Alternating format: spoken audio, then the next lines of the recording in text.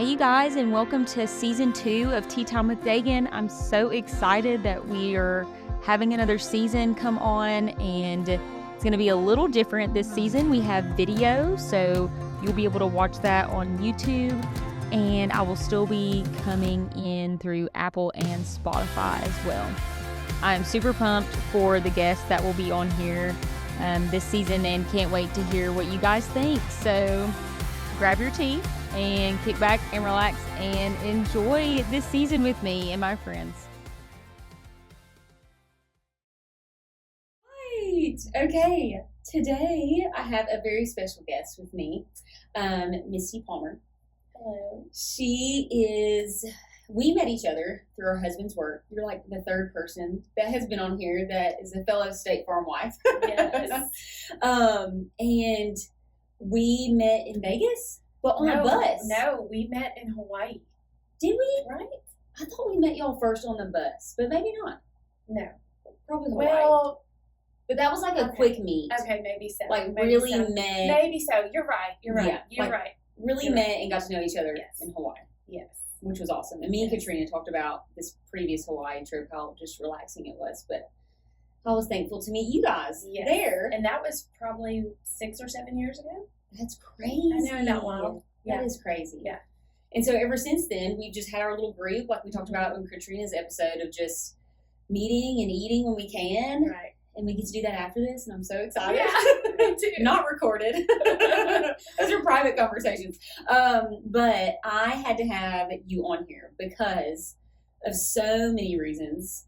I do feel like I tell a lot of people this, like I harass people to get people on the show. But I felt like whenever I made the initial list for whenever God called me to this, like your name just kept popping up.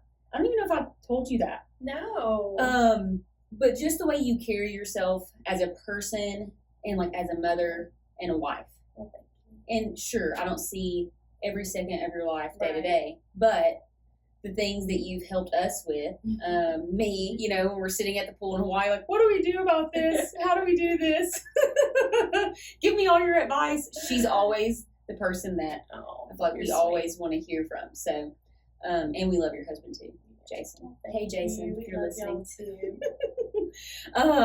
But so I had to have her on here just for wisdom and like knowledge of different areas, but your life has just been so cool to me. Just so different, Right. in a lot of cool different ways. So just kind of introduce yourself like nobody knows you. Okay. Like a little quick bio, whatever you feel comfortable All sharing. right. My name is Misti Palmer. I am married to my high school sweetheart. We will be married 25 years next year. That is crazy. Which is really crazy. Congratulations. Yeah, it has really snuck up on us. Mhm. But we have 3 children. Our oldest is 21. He's at Auburn. He's about to start his senior year. Wow. Our middle child is 19. He just finished his freshman year at Auburn. And then we have a daughter, Emmy, who's 13 years old. And so we're all over the place. I'm a teacher. I'm an ESL teacher at actually my daughter's middle school, so that's fun. Mm-hmm. But yeah, we have stayed busy, but we're in a kind of a different season where we have more kids away from home than in our home. So it's been kind of different. Yeah, that's so cool. And they're so big. I saw them at church Sunday, which like big, like that makes me sound like I'm like way older than them, but I am. But I'm like used to seeing pictures of them. I know, especially Emmy being much smaller. Right. And then seeing them, I was like, I was so weird. I'm sure they think that weirdo girl. No, not I was at like, all. I love your No, parents. they enjoy meeting our friends because they get to see we have a life outside of them. Yes.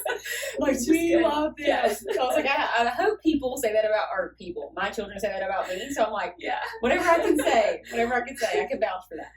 But, yes, so out of all of that, and getting to know you and the stories we've shared over the, past couple of years of just life, a few things I wanted you to talk about were just, there's a few, like we kind of had discussed, but the first thing is Auburn. Yes. So Jason and you went to high school together. We did. And y'all dated through college. We did. We had one breakup in college. It was pretty scary. But yeah, God called me to Auburn. I was so excited about getting out of Decatur. Yeah. I was ready. I was one of those. I was ready to fly the coop. And God had just laid the desire to continue to cheer. I was an All-American cheerleader in high school, but I was terrified to take that challenge to try out for a Division I school like Auburn. And so anyhow, Auburn's really traditional, so they require you to go your freshman year and you can't try out to your first spring. So they really want to make sure you're invested in Auburn, not just a cheer program. And so that was just a scary time in my life because I thought, I'm not in a sorority, which was rare. And over 60 girls were trying out for 3 positions. And so anyhow, I ended up going for that, and it was just a dream come true. It was really a fun addition to my college experience. It was great. So what made you, like, I knew, cheering in high school, you essentially had to love it if you wanted to go to Auburn and cheer. But what made you, be like, okay, I can do this? Right. Well, I just really did enjoy, I was a gymnast first. So I loved flipping. Yes. I just loved the group aspect of cheerleading in high school. Had some great friends. And I don't know, I just kind of felt like that was my thing. I was good at it. So I wanted to see, could I compete with other girls trying out for the squad? But when you get there and you realize you're a small fish in a big pond, very intimidating experience because you meet up with all these people, majority from Birmingham, big schools, and everybody wants the same thing. And so that was really scary. And so I remember at Christmas, my freshman year, really doubting myself, doubting that I could compare or measure up to some of these girls, and their abilities were just as good as mine. And I will never forget my dad looking at me and challenging me, like, which is worse, trying out for cheer or always wondering, what if? What if I would have done it? And it really taught me a lesson about being decisive, set a goal for yourself, and go for it is way better than always wondering what if. And I did. I worked my tail off. I was running and meeting up for stunt clinics and things like that. So it just boosted my confidence, and it was a thrill to be an Auburn cheerleader and just get to be on the field at Jordan-Hare Stadium so cool. with all those people and just feel like you were a part of the university. It was just really a special experience. And did you cheer every year? Every year, yes. And they changed eligibility my senior year, but I did choose to go on with grad school. I was getting older, and it was a lot. I mean, it's a lot of time. So I was just getting into my studies and really felt like it was time to lay it down. But it was a great experience. I just remember you telling me that you cheered. Yes. And then you saying that about your dad. Just being like, go for it. Just go for it. And I think all of us, especially women, we have the tendency to compare ourselves and our skills to other people. 100%.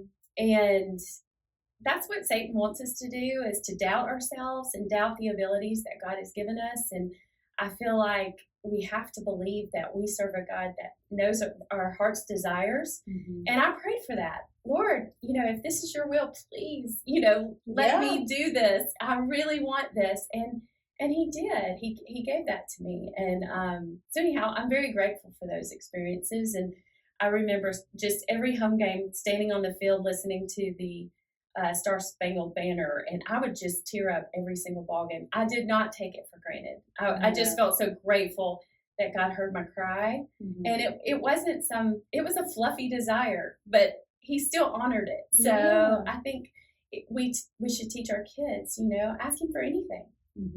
Your heart's desire. He knows it. He put it there. Yeah, he did. So, and just knowing that how much you wanted that. And then that's also not that saying if God loves you, you're going to get whatever you want. Right. But it's almost this love of I see that she really wants this and that she's going to be grateful for this. And so I'm going to gift her with this. Right. And it's so cool. It was just a fun experience. Yes. Yeah.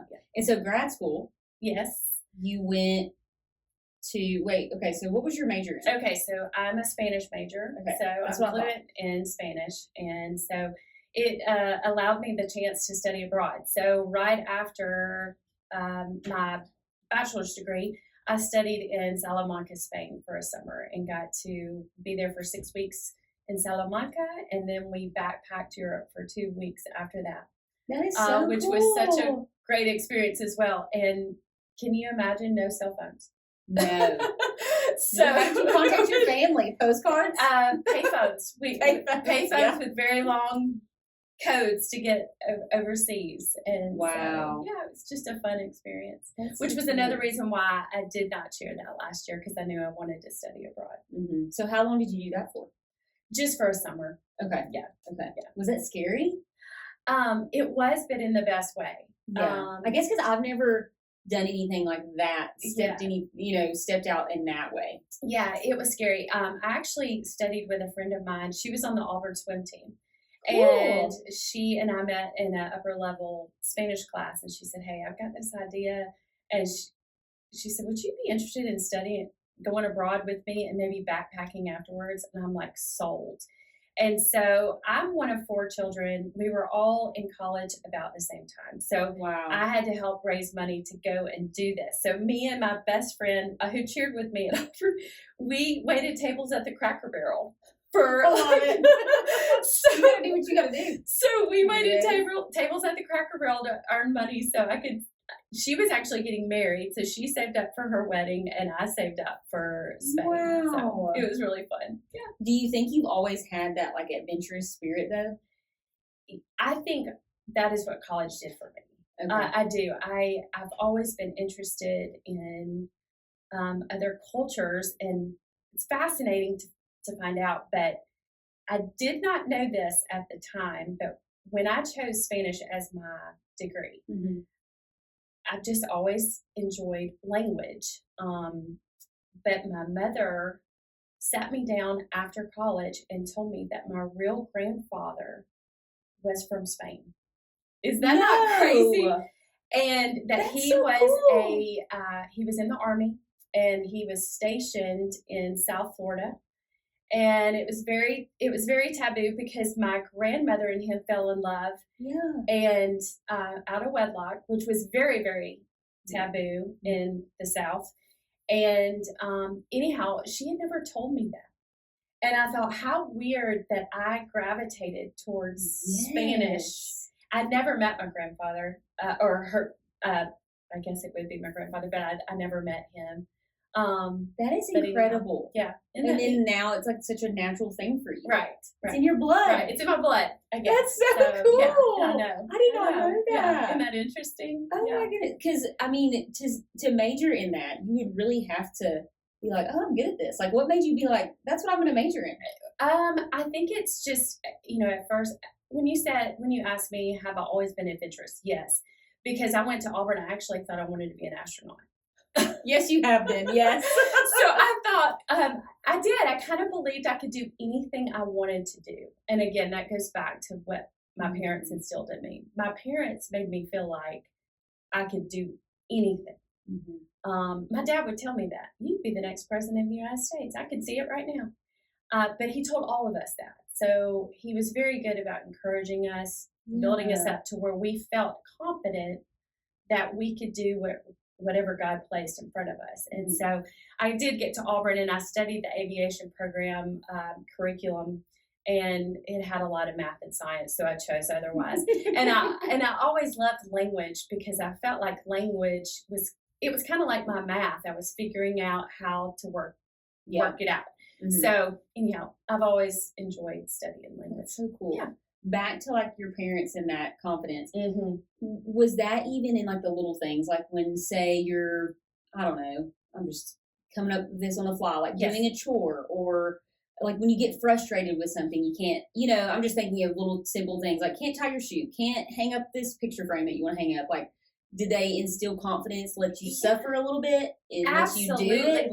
Let us suffer because I'm one of 4 children. Yeah. And my dad was a pastor. My mom was a stay-at-home mom, but she had a lot of sickness in her life. And so I think we really figured out a lot of things on our own.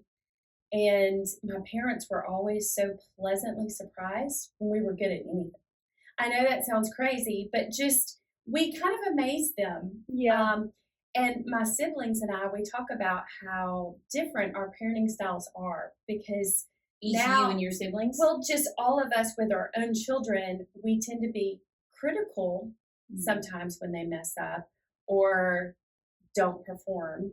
Whereas my parents, we were really good at things that they didn't push us to do. It's like our God-given abilities just surfaced Yeah. at the top without them having to Push them. force us to do anything. Now, I was in gymnastics. My parents took us to gymnastics. My mom really fought for that. And so I'm really grateful that I had that skill because I couldn't have cheered Right. without it. But if I messed up at a gymnastics meet, my parents never brought it up. It was just, I thought you did great.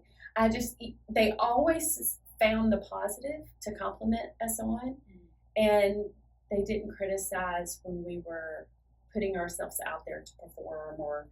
And now report cards, I do remember, we were rewarded Yes. for AB honor roll, but they weren't breathing down our necks like I felt like You were. I had the tendency to do with my first child. Yeah. That's so good. It's interesting. So I think, I don't know, I think there's something to that. I really do. I think there's something to allowing your children to find out what they're good at on their own. Yeah. If you see your child not wanting to toss around the football, don't force it. Yeah. Let him decide maybe what his thing is. I listened to a podcast with Shawn Johnson, the Yes. Olympic gold medalist gymnast. I was in gymnastics as well. Loved it. Mm-hmm. Did not like the bars. Let's just Right. No upper body strength. Let's talk about that. It's so bad. But I loved the beam and the floor so much. That was my favorite. But she talked about because a lot of people asked her just like about her upbringing. How did she choose gymnastics? And she talked about how her parents were like, you can do whatever sport you want to. Right. They never pushed anything. Right. So she said, I did every sport. And then I just kept wanting to go back to gymnastics. Right. And they were like, I mean, are you sure? Are you okay? Like with doing that, 3 or 4 times a week? And she was like, yeah, I love it. So then found that later. And it wasn't forced. It was like something that came very natural to her. I like that.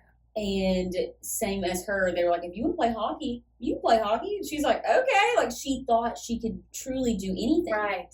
And I think it's just when I've heard, I'm going to probably quote so many podcasts while we're on here, but I listen to a lot of parenting podcasts and just your parents end up being, like the voice of your parents end up being your inner self-talk most of the time. Yes. I did not realize that. Yes. That is like proven. And a good example of this over Easter, my kids were home from college. The boys were throwing the ball in the backyard. And it brought so much joy to me to see them back. Because it was like, oh, we've missed them just being in the yard. That's what we do. And we were cooking out, and I heard Gage, my oldest, as he was throwing the ball to his brother, go, I remember Poppy made me feel like I could go to the NFL one day. Because my dad would sit in the yard and watch them throw the ball, and it was like, gosh, that is amazing. Yeah. And he just made them feel like they could do anything. Now, needless to say, they were not that talented. They were talented. Yeah. Not NFL, probably. But I don't know. There's something to that for your child to go into the world thinking, hey, I can do anything I put my mind to. Yeah. Do you feel like it helped you as a parent? Like speak that over? I know you said you struggled a little bit more with Yes. Of course, I think I realized, you learn a lot as a mom. And having 3 kids, I think I parented all 3 of them a little different. I think I learned real quick with my firstborn, quit to think outside the box. I do think that I tried to push him in the forefront of whatever everyone else was doing. Oh, they're doing this, so we got to do this. And I learned with my second, if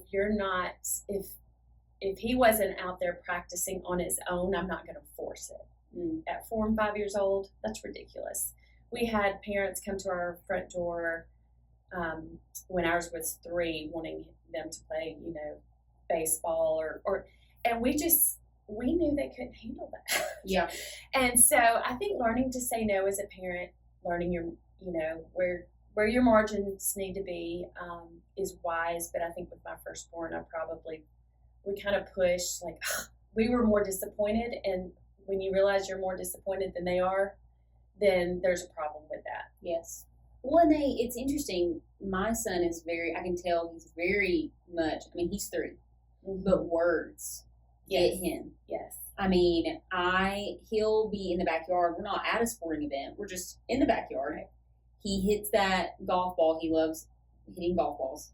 And if he does a good line drive, I'm like, yes. Yeah. Yes. And I'm like so proud of him. And that smile of just like, she sees me. Yes. And it's funny because even if we have like a little putting game, and if he doesn't make it, I'm like, that still was a good hit. And he's like, no, it's not, Mama. But don't we even as adults want to be told, good job, we do. Good job, I saw you do that. That was really well done. And so absolutely. And I feel like that comes natural for me to encourage my kids. You're a cheerleader. Yeah. Well, like my inner cheerleader comes out. Yeah. And I do that with my students too. Yeah. I feel like, we might not have learned a whole lot today, but I can tell you, hey, good job for showing up and doing your best or There's trying. growth in that. Yes, there is growth in that. Yes. I told a kid, a student of mine this week, he's struggling with motivation. And I said, Jesus, half the battle is showing up, even when you don't want to. And you're going to realize as an adult one day, it's about showing up. Yeah. And this is just part of it. Yes. So anyhow, I can encourage, maybe even better than teach, I can encourage. Yes. Well, even this morning, this is like so random, and I don't know really if this ties together, but I just feel like God's like, put this on my heart. I am reading the Old Testament, which is super fun. Yes. There are fun parts, but it is hard. It is very hard. Yes. And just trying to find God's character, trying to find, something really, there's value in it, but it just trying to find something to learn. And today or yesterday, it was just talking about obedience. I think the Israelites were asking God, what do we do from here? And he tells them exactly what to do.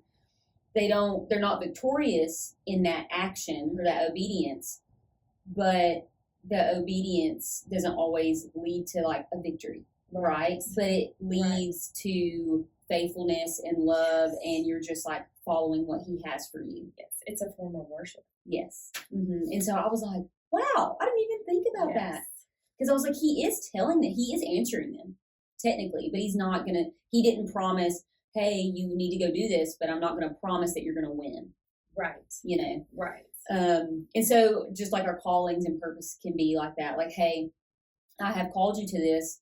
I'm not saying that this is going to be super easy, like you with Auburn, like you had to work your tail off, I'm sure. And any person that ends up in that position had to work their tail off for that.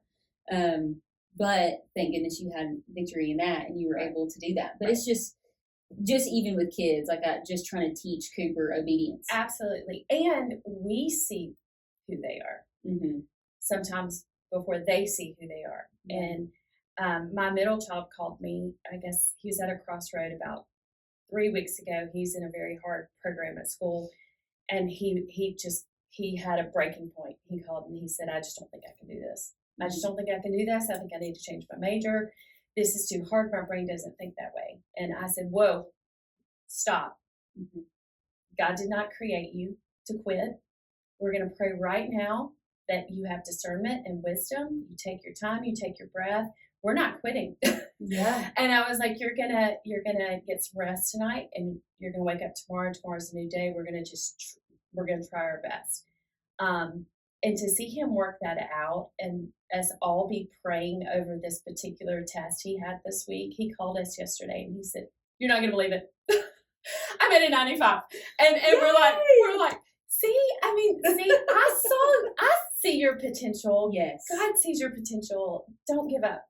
And we can see that in our children, and we can speak life into them in those moments, and hope that they can just, like you said, be obedient, stay the course. I mean, just like God sees our entire life. Exactly. It's amazing the similarities of how He puts that on us as parents. Right. Like, hey, like you learn a lot as a parent. Absolutely. This is how. Absolutely. I just the way Cooper loves me unconditionally when I mess up. Right. And I'm like, it makes me just sob. Right. I'm like, I do not deserve this. Right. I yelled at you so bad. Like, like just that forgiveness aspect but also the teaching aspect. Right. And then seeing them for what they really could be. Right. So to that story, whenever you were like, we're going to pray right now, did you pray over him? Whenever you on the phone, yes, yes. So, is that just like a recent thing in your life, or have you always done that with your kids? I've always done it. I mean, just hey, we're gonna bring it to God. Yeah. Like right now, instead of being like, I'm gonna pray for you. We're gonna pray right now. No, we're gonna pray right now. And then sometimes I don't. Sometimes I'm like, I'm praying for you. But I love that. I love that in the moment. Yeah, There's just something about somebody being like, can I pray for you right now? Right. Like, oh, yes, you can. Yeah, because our kids, they're pretty used to that. I mean, we try to pray over them in the mornings when we were dropping them off for school. So that's not uncommon for us to break out. Did your parents do that? They did. That's awesome. I would say that's definitely learned. They did. They taught. Yeah. They prayed for us. Yeah, every time they dropped us off. Was Jason's parents that way with him? Or was that more like y'all kind of molded that when y'all got married? I think we kind of molded that when we got married, but I'm not real sure. Yeah.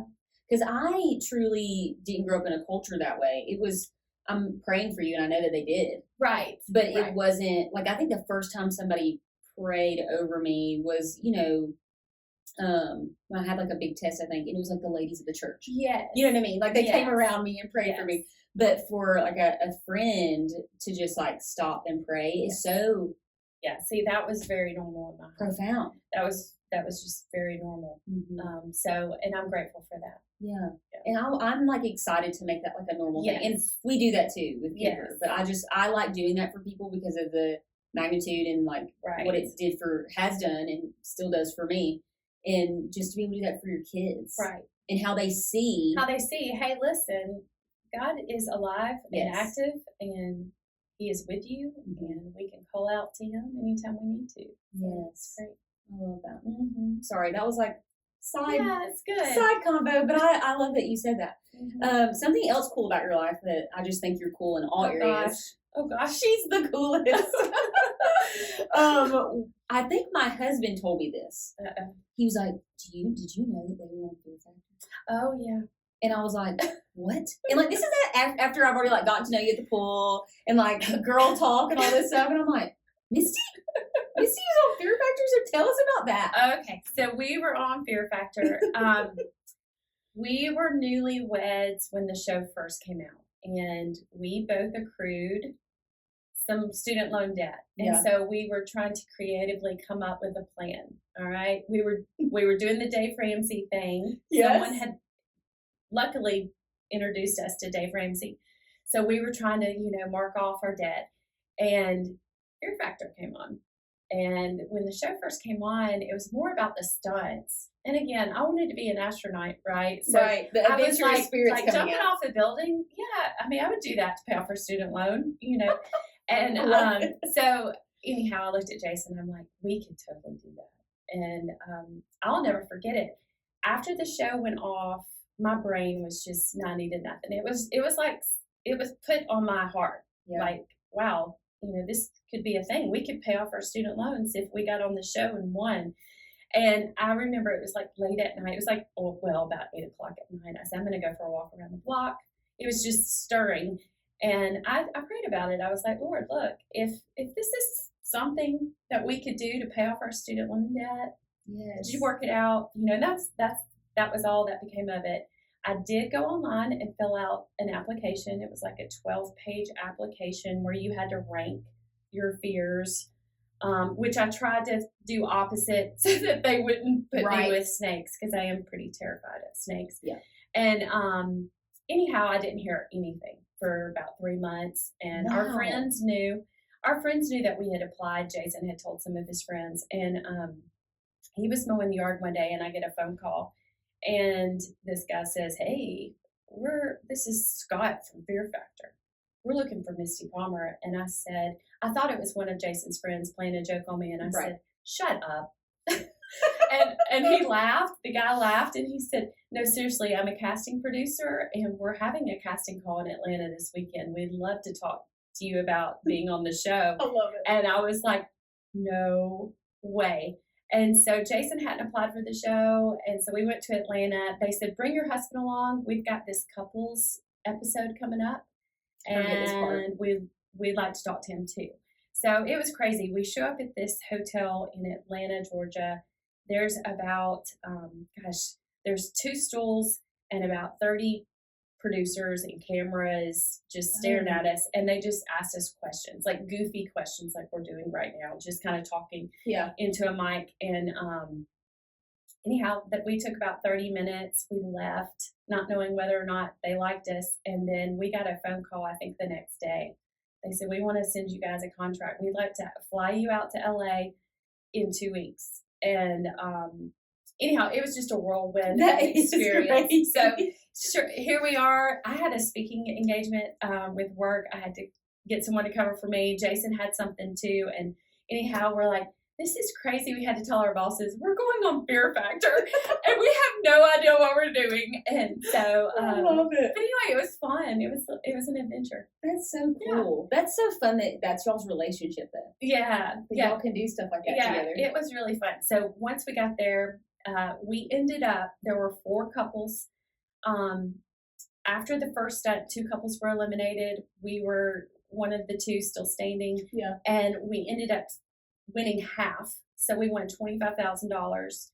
And it was exactly how much we needed to pay off our student loans with a surplus of enough to buy a baby bed. And I say that because we found out we were pregnant with Gage in LA during that trip. Goodness. So it just all worked out. So it was a fun little adventure right before we became parents. So did you have any moments where you're like, I mean, obviously the fact that the money and everything came through, but you're like, "Okay, God, like only you could have done this." For sure, because when you get to the airport, if you are a Fear Factor contestant, you're not allowed to speak to the other contestants, and there's someone there at the airport holding a sign, and they're really strict about medical. So we went straight to a medical clinic and got checked out first. We had urine samples, EKGs to make sure you're in good health to do all these crazy things on TV. And I cannot imagine that the urine test would not test for pregnancy. You would think it would. It didn't. And so it didn't catch it. And so anyhow, while we were in LA, I just felt a little off. Mm-hmm. And it's a funny story. We were the last customers in a pharmacy on one of the major little causeways there in Los Angeles. We were like, "Can we just get a pregnancy test?" And and the couples that also won Fear Factor, they were the first people we told we were pregnant, and they were parents. So they were thrilled for us. And, so we all went and had dinner, and I was like, "Oh my goodness. That is wild. Crazy." So I love that. What was the craziest thing y'all had to do on the show? Oh, everyone would say it was the cockroaches. It really was. It was surreal. We walk into this old building, all these cameras and producers. Joe Rogan is leading us down this. No, I forget. Joe Rogan is there. Everything about it. Yeah, so Joe Rogan is there, and we know that this show is going to air on Valentine's Day. That's why we were the very first couples episode. Right. And when we walk into this room, there's this huge heart-shaped box. We don't know what's in the box. I have chills right now. And Joe Rogan is standing there, and he says, "I'm going to show you what's in the box." And I think they cut to a commercial. And what's interesting about the show is they don't show you when they cut and go off air. Then there's usually producers that come over to each couple, and they tell you exactly what you're about to do.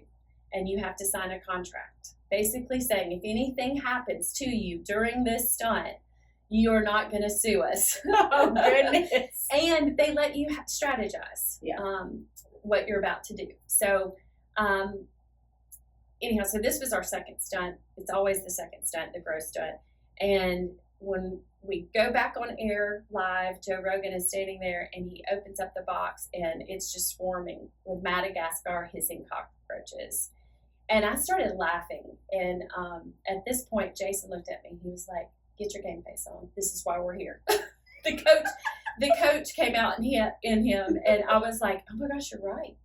Like, because they said whoever wins this stunt wins $25,000, and you have to do it in 3 minutes. You've got to transfer one hissing or how they presented it to us. Transfer as many cockroaches as you can from one container to the other container, only using your mouth. Yes, that's disgusting. It's so disgusting. And so I was just in my head thinking, there's no way we're going to do this. And Jason was like, "Oh, yes, there is." That is why we're here. And so, I cannot believe you did that. So anyway, it was terrifying and awful, but in 3 minutes we transferred the most cockroaches, which led to us paying off our student loans. I mean, honestly, God do works in it as mysterious fast ways. as you can. Get it over with. Get it over. Well, that was the goal. And so Jason, he just went all in, and yeah, can't believe it. Way to go, Jason. So, I know. Both of y'all. So You're it was a brave crazy. woman. It was crazy. And we won the first stunt, too. We also won the first stunt. We were, it was pretty hard, too. Jason had a key on his wrist, and they submerged the girls in a glass casket underwater that had holes in it. You did this pregnant? Yeah, but I was early stages. I had no idea I was pregnant. Okay. I had no idea. And so they submerged us in this really cold water, and whichever husband could unlock the 3 locks the fastest, and then the girl would have to swim up and grab the flag first. But luckily, we were both lifeguards, and so we're good in water. But that was really, really hard because as you submerge, you just lose air. So you don't have any device. So you're just underwater. But what people don't see is there's a whole safety team underwater in scuba gear, but you don't see that on TV. So they tell you, if you've got to tap out, just do this, and someone will just don't release drown. a pin, and the cage will just pop open. But you don't see that on TV. But it was pretty scary. Yeah, so we won the first stunt. We won the second stunt. And then after the second stunt, they said we have to up the stakes a little because, you can't be tied 25-25. Mm-hmm. So the other couple actually opted to eat a cockroach to get $26,000 to be declared Fear Factor champions the next day. Yep. So they beat us in the last stunt too. So no way. I know. But I will say this. This did ease my mind. When we got picked up by one of the producers from the airport, he was telling us a little bit about the show. And he said everything was scientifically farmed. So it's not like they picked up cockroaches in a nasty old building. It was like you could smell from, what do you call it, formaldehyde? Yes. You could kind of tell that, I mean, if a bug could be clean, I think it was somewhat clean. I like to believe that anyway. This bug is clean. I like to believe that anyway. I think I've blocked off that 3 minutes of my life. But anyway, the things that you will do. Right. That is so fun. Yeah. But that just is a testament to you guys, like how fun you guys are. Oh gosh, I think we're crazy. And then the last stunt was when Jason was dangling over a building, 12-story building, and it was whoever fell first between the girls, and we slipped. It was pretty warm, and we slipped. So yeah, but it was fun. It was a fun experience. Did any of your kids or all of them have this type of like adventurous spirit? I feel like y'all both are. I think all my kids, they like to travel and try new things. So yeah. Just because you've just instilled that. Y'all like modeled that. I hope so. How do you model that in like today's world of so much fear? Because there's so much. We see everything. Right. And so it's like in their hands. Mom, did you see that this happened? Like, da-da-da-da-da. Like, what do you think about that? That's hard because I think It's trust. It's trust in God, really. I wish I could say I was really brave and let them go do everything, but I am a nervous Nelly with my children. I'm different with them than I am me. We went snow skiing about 2 or 3 years ago, and I was a nervous wreck. Yeah. And Jason was like, "Would you chill out?" I don't know. It's something about them getting hurt, or them being in a wreck. I think that's just part of being a parent. And there's a lot of times I have to just give them to God. He loves them more than I do. Yes. And really just put your faith where your mouth is, and just allow them to do scary things.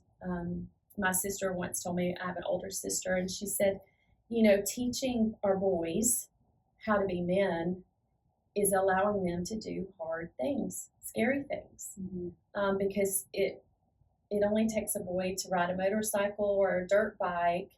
It teaches them responsibility, safety, how to trust their own instincts. How are they going to learn that if we mommy them all the time? So hard. So I've allowed my kids to do things I probably, like when they get on the four-wheeler, I would just pace sometimes, especially in the snow. I would just be really nervous they were going to flip or something. But so this is like Dagan to Misty. I have a 3-year-old son. Right. We're expecting a little girl. Yes. And your boys are 21 and 19? Okay, so when they're 3, like I'm learning that he's like learning himself. He wants to do a lot more dangerous stuff. A lot of people are like, "Oh, the firstborn is so cautious," and he might be once I meet this child, but he is not cautious, not really. Right. He is very much all boy.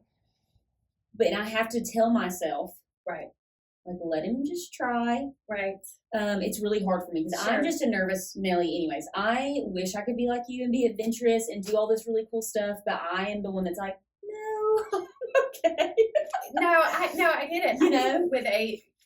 When you become a parent, things change. It really does. But I do believe, yes, let him try it. With boundaries. I mean, how do you do that with a 3-year-old? But again, a 3-year-old boy is a whole different animal than a 12-year-old boy or a 10-year-old boy, because I mean, these boys are crazy. They're wild, and so it's a matter of keeping them alive. I remember when my oldest son was playing ball, I would bring the middle into the ballpark, and I mean, I felt like every time we turned around, he was bumping his head on something, climbing a bleacher, falling off a bleacher, and it was just like, goodness. But I think he's more cautious now. He really is. And I think it requires those banged up knees and heads. And, they have to learn trial and error, for them to learn a lesson. All right. Don't touch that if it's hot. But it really takes getting burned before they're really not going to touch it. And sometimes as parents, we want to protect them from everything. And I think I'm learning to let go in certain areas. Of course, we want to keep them safe and protected, but sometimes they're not going to learn unless they feel a little bit of pain or be uncomfortable. And that's really hard teaching him that right now, because it's like this transition from baby to boy. Right. And that is hard. That's hard. I watched him scream for 10 minutes to put his shoe on. And I was like, I'm not doing it. And it was hard for me because I wanted to just do it. Right. It's easier. Do it and get it over with. Right. And you don't have to hear him scream for 10 minutes. And that's something as simple as just putting a shoe on. Right. But I'm like, he's got to suffer a little, or he's going to think that we're going to do everything for him. Right. And so trying to also take that concept into like a safety concept is so hard. Because I don't, like yesterday, I told you before we started recording, he somehow escaped my house from a deadbolt and a lock and a garage door that he opened on his own by climbing, and went out to the front, which we have, it's like high traffic where we live. So it just terrified me. Sure. And I didn't, like I told you, I did not scream out or anything. I was like, we need to talk. Right. But also, how do you not like scare them and like put fear in them of being like, if you go out in the road, you are going to be run over and squished and mommy will cry. Like that's what I said to him, because I was like, I don't even know how you're going to understand this. Yes. Dagan, I think this is so hard, but yes, you do all you can to keep them safe. My middle was very much like Cooper. I told you that earlier. They actually remind me of each other. And my middle did run out right in front of a car. And my it goodness. was like he was staying with my parents. Jason and I were away, and my dad said he went limp, like paralyzed, because before he knew it, he was chasing a ball in the street, and a car was coming, and he barely missed it. And so, again, we pray hedge of protection over our children. We do the best we can to keep them safe and protected, but I mean, there's real concerns at 3. Yeah. But like, I don't know, maybe start the scarier things when they get a little bit older. Yeah. But allowing them to feel some consequences to bad choices when it comes to protection, I think is okay too. You know, because I don't want to be like, somebody's going to kidnap you. But I'm like, right. My goodness. Because he said, will the police come get me? I said, yes. I don't even know. We pulled that one. We pulled that one all the time on road trips. We'd be like, oh my gosh, here comes the police. Y'all got to quit fighting. Yes. He straightened up real quick. And we still laugh about that because they would all be like, okay, what? Okay, here they go. That's hilarious. Because I don't know why. It's just maybe my makeup. I am truly more of a fearful person. Like I have more of that, and I don't want my kids to have that. I don't want them to be like that. Right. Right. So that was something I was going to ask you, just as a mom, of just how, like, what are some core things that when you went into motherhood, or you were learning, and you're still learning right now, what are some core things that, like, you want your kids to, like the values, I guess, of your family, or how you want to raise them? I think I learned a lot from my 1 to my 3 about, I think with my firstborn, you know, I think women, especially our mamas, we all get together and we have these expectations of what motherhood's supposed to look like, how our children are supposed to act like. I felt like I was kind of prideful in some of that. Like maybe his behavior reflects poor parenting on me. You got to let that go right now. You got to let that go because God is writing their own little story. And yes, you are in charge as their mom, but ultimately they're all designed so differently. And I remember feeling embarrassed and shameful if my children messed up in public or at a restaurant. And I think by the time my 3rd came around, I realized you can't control all the variables. You've got to trust that God is working in their life. And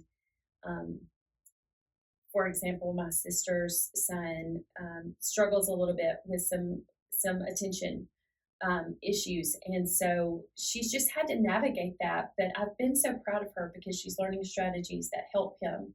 It's not your typical, he's not going to respond to things like everyone else is going to respond. And that's okay, you know. And I think we've got to show ourselves some grace and realize that they're all learning right now. Some kids are wired with more energy than others. You put these sweet little girls next to these boys and you can totally tell the difference. Yes, you can. A little girl might pay attention. You know, the boys are running circles while you're trying to teach a lesson. I would say with small children, we learned really over time, be quick when you're giving them instruction, tidbits for the day, especially boys. Yes. You've lost them after 30 seconds. Yep. Like keep it short and sweet. Don't give long lessons. With my boys, I've learned that they respond best to me when we're doing something side to side, when we're actually doing something together, not sitting in front of each other. Boys are not as comfortable with that. So, but when you're throwing a ball to them, you can talk about real life and they'll open up more. Speaking of opening up, boys, I've noticed my boys, you know, one of them, I would say, how was your day? I couldn't wait to see you. And, you know, picking them up from school in the afternoon, it's fun. That's all I got, you know. And my daughter will tell me every detail about every class that she's had. And so that's a lot of fun. But again, it's just knowing your kids and knowing how God made them different and being okay with those differences. That really speaks to me of just, I think I heard that on a podcast or sermon or something, of letting go of how your kids behave. Yes. Is a reflection on you. Yes. Because I think the first 2 years of Cooper's life, this year, I feel like I'm not perfect by any means, but I'm learning a lot more and like also like applying those things I'm learning a lot more. But I feel like that when they hit 2.5, especially him, everybody's like, oh, he is so good. He is so good. I agree. He is so good. But that sass and that talking back at 2.5. Yes. And we were at a friend's house, and literally, I asked him to do something, and we do a lot of first time obedience, and that's sometimes unrealistic with toddlers. So I try to give grace with that. But this was like the third time I think, asked him, and I think comparatively to a lot of my friends, I am probably more intense with discipline. Yeah. And that is the perfectionist in me. Right. And I did feel like the way I handled that when I climbed up with all 13 kids in that clubhouse, and I was up there with my 2-year-old, getting on him. Right. Maybe that wasn't the best thing, but also the shame I felt from other parents of just like, but also you guys don't know how I parent. You guys don't know how it is when we're in private and what our expectations are. And so also just like shame from other mothers and like fathers of how you parent, because everybody parents so differently. Right. And it's hard to not want to compare yourself to other people.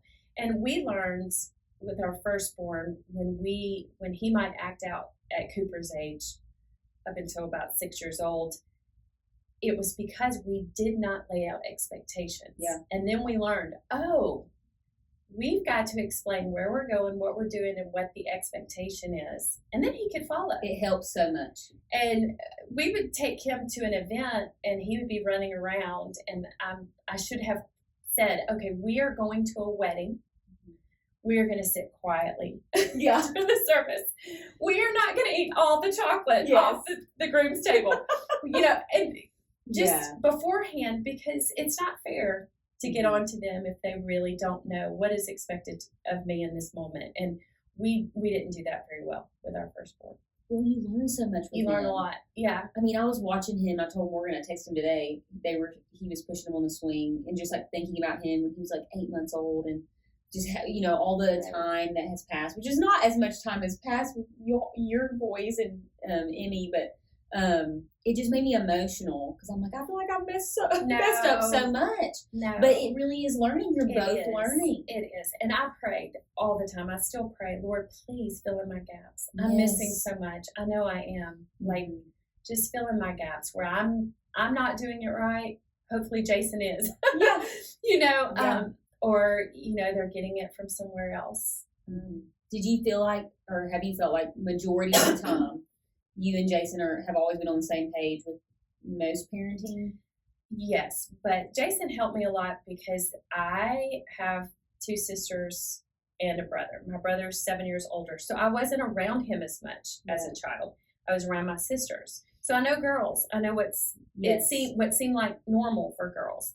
And so Jason had to teach me, like, no, that's what boys do. Like, wrestling all the time and jumping off furniture and flying through the house with capes and superhero costumes. And, I would see him on the trampoline, and the little one would be like, looking at me like, save me. He was like, just let it go. He'll be tougher for it. And that's how he and his brother grew up. And so I had to learn to let some things go and let the boys be boys. Yeah. And that was hard. Had we done some things different? Yes, I think it would have been good had we sat down and talked about expectations ourselves as parents. We did all the parenting books and stuff, but have those conversations before they're teenagers. What are we going to allow our kids to watch? What's going to be appropriate? What's not? When are they going to have social media? Let's talk about cell phones. You need to have all those conversations before it hits you dead on, because it will come sooner than later, and it's just good that you're on the same page. Yeah, just open communication about growth and the next steps and stuff like that. Especially, I mean, I've enjoyed our church talk so openly just about having a sex talk with your kids. Yes. And just, I told Morgan, I was like, I think, this is no shame to anybody if it did not go this way. No condemnation towards you if it did not go this way. But I want Morgan to talk to Cooper. Right. Absolutely. Because of my background in the medical field, I'm like, I'm going to have a PowerPoint. He's Right. going to have a textbook. He is not going to like Yes. that very much, you Yes. know, and I just know Yes. how to, I'm a woman. I Yes. can talk to my daughter, you Yes. know, just like my mother talked to me. Yes. So I think it would just, you know, and not, I don't know. I just think that is a good thing to have, you know, make sure expectations. If Yes. you want your husband to talk to them, then you need to make sure that you tell him that. Right. Instead Right. of y'all looking at each other, who's going to do it? Right. You No, know? that was, yes, we did talk about that. Yeah. And then it gave me an open opportunity to talk about sex too, because I wanted them to see women as not as objects, but as people, Yeah. and really remind them that the sweet little girls that they're dating or talking to are sisters and daughters, and they're going to grow up one day and be mommies, and they have a mommy. Mm-hmm. And, you know, yeah, to be kind and be sweet. Yeah, that's important. Because when they first got Chromebooks with their school, I'll never forget one of mine. He was just, gosh, he might have even been in 5th grade. And he was scrolling on his Chromebook, and an ad, I guess he got off of, or he got somewhere on Google, and an ad popped up, and this woman with really large breasts popped up. You know, it was like an advertisement. But anyhow, it was in their face already, so young. And so I had to, you know, like explain, like, real women don't look like that. Yes. Mm-hmm. They look like me, or, you know, or like other. The world is going to show you this idealistic view of a woman, and that's not exactly what they look like. So just be prepared. That's so important, especially as a mom. Teaching them through those things. Yeah. Yeah. I don't even know if I asked you the right question. I'm like, we're just talking. I love it. Okay. This was a good question. So we have listener questions now. So I'm kind of getting some people. Okay. Just, you know, give the people what they want a Yes. little bit. That's great. So a few of them, one of the questions was, what's the best advice you could give parents right now who are trying to navigate parenting well and having a great marriage? That's a great question.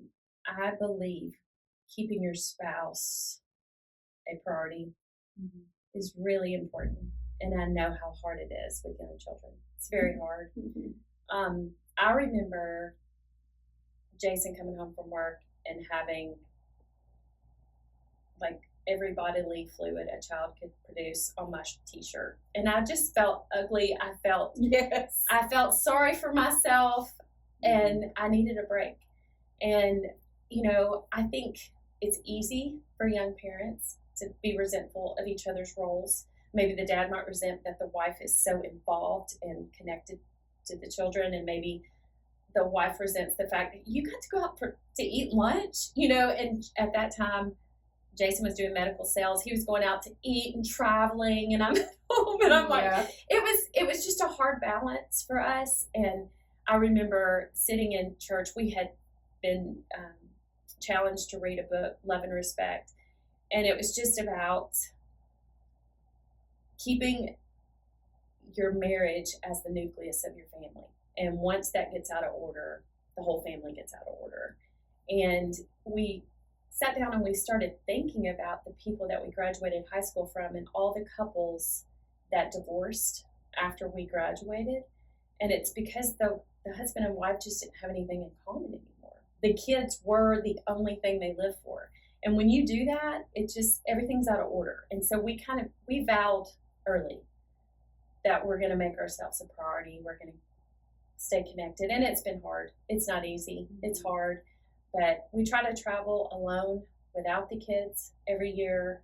We try to go somewhere. When we were poor, newlyweds, I mean, if it meant just getting a hotel room somewhere, just to feel like we're away. Yeah. And let grandparents watch the kids. It's amazing how much you love your spouse, and you're reminded of the reason why you married them when you're sitting across from them without the distraction of laundry and children. And so I would say keep your marriage tight and show each other some grace. These are hard days. The early parenting days are hard. Outdo each other with acts of kindness. And when you're having a bad day, be grateful for the fact that he might be holding you up, and do the same for him. reciprocate that because you'll need it. You'll need Sorry. it. No, because it's really hard. Mm-hmm. It's really hard. It is. Yeah. But I'm so thankful for, I'm so emotional. The ones of you that are not watching this on the video, hormones. Morgan is so helpful. Yes. Really is so helpful. So lucky. Yes, because not everybody gets that. And then some people, you feel like their jobs might seem more important than yours at home if you get to be at home. But gosh, those were hard days. Yeah. And I had to sort through a lot of emotions. So keep your marriage together, but also find things fun that the whole family can do. Yeah. If it means the only time that you guys can talk by going to we did public parks all the time and just let them run until their legs were weak, so we could have a conversation uninterrupted for a minute. And I know that's hard. Yeah, having a conversation uninterrupted is very hard when the kids are awake. Yes, we have issues with Cooper just wanting to play with us because we're very playful with him. He's the only one right now, right? And so he's like, "Come play with me, Daddy. Come play with me, Mommy." So we're just like trying to talk to each other, and we can't, But we do. You are right. Like if we can get out with him and play golf or something, and we can kind of have some type of conversation. Yes. But that is good. That's good advice. Yes. One more question. Sure. So one more listener question. It said 3 ideas for a date night in each stage. So like I guess if you have littles, what's a good date night? Teenagers, or if you have some in college now. Okay. For the littles, like I said, we didn't have a lot of money. Yeah. When our kids were little, and so we were creative. We would go to Barnes and Noble a lot. We would get coffee and just browse through the magazine racks. I know that sounds crazy, but that's when we would dream. So wonderful. That's when we would dream. We would, honey, come pick me up. We would look at like house plans of like we would dream about houses that we would want to build one day. Anyway, that was fun, and he didn't drink coffee at the time, but I would get like coffee and Rice Krispie treat. We would just sit at the table. I'm a sucker for a sunset, and sometimes it was just watching the sunset on the back porch or going to a park and watching the sun go down and just, ending your day. That's your bookend, ending your day together. For teenage years, date nights, gosh, you're just, during the teenage years, you're happy when you're not running kids around. Yeah.